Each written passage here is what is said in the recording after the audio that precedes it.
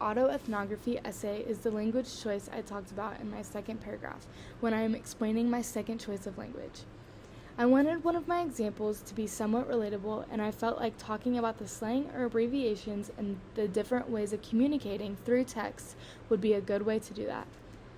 Another way that the audience affected my content choices and the things that I talked about in my essay was I made sure to include, again, my second example.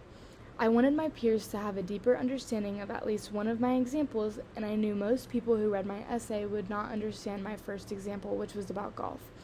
much if they had never been golfing or understood it. And then lastly, some risks that I took in writing my essay was, in my opinion, the layout of my essay. With this being my first college essay, I didn't really have an image of how I was going to write it,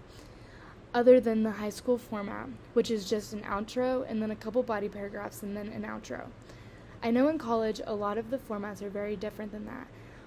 what we did in high school, so I originally was a little worried about that. Some feedback that my peers were able to give me was to make my essay strongly worded and change what I talk about and make it a little bit more in-depth, and also change the transitions and make it much more stronger than what it was. In the end, I was able to make my essay much stronger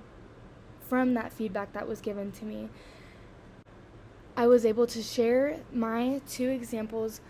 of language that I use in my day-to-day life,